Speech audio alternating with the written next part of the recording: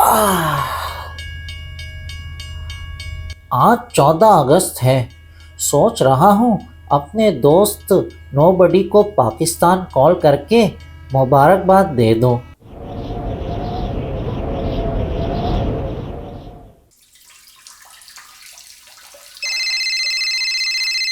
Hello hello nobody, मैं बात कर रहा हूँ इंडिया से। एवरीबडी, कैसे हो? बहुत टाइम बाद कॉल करी, लगता है बहुत मसरूफ रहते हो। अरे पूछो मत, बतलाऊं तो समझोगे।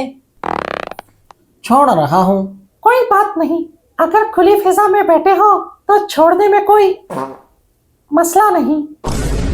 हमारा मतलब वो नहीं है, हम कहना चाह रहे हैं कि काम में बहुत मसरूफ रहते हैं। इंडिया में तरक्की ही इतनी हो रही है। कह तो तुम सही रहे हो, पर पाकिस्तान जैसी तरक्की नहीं हो रही होगी। हाँ, पाकिस्तान में भी तरक्की हो रही है, पर कर्जों में। तो इंडिया में भी तो तरक्की हो रही है, बलात्कार में। अच्छा छोड़ो ये बातें, लड़ो नहीं। लड़ने के लिए तो जिंदगी पड़ी है। वैसे भी इंडिया तो चांद पर घर बसा रहा है, वहां जाकर तुम्हारी बड़ी याद आएंगी।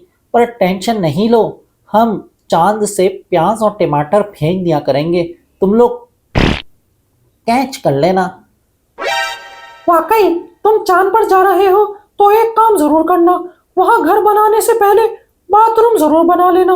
वो क्या है ना कि जमीन से पीला चांद अजीब सा दिखेगा। भाई कुछ भी कहो, ऐश तो इंडिया की जनता कर रही है, काम ही काम। पैसे की तो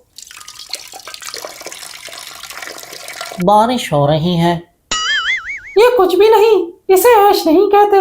ऐश तो पाकिस्तानी आवाम करती है। सुबह उठती है, कोई काम ही नहीं होता, पूरा दिन आराम।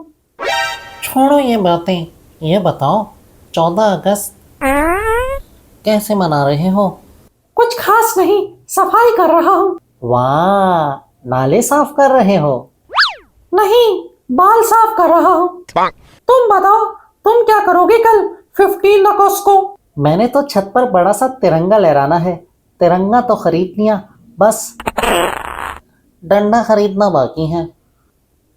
वो तुम नहीं खरीदो, डंडा हम तुम्हें दे देंगे। क्यों, IMF ने डंडा ज्यादा दे दिया क्या इस बार?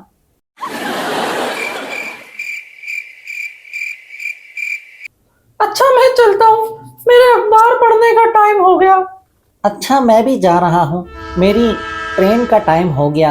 Happy independence day.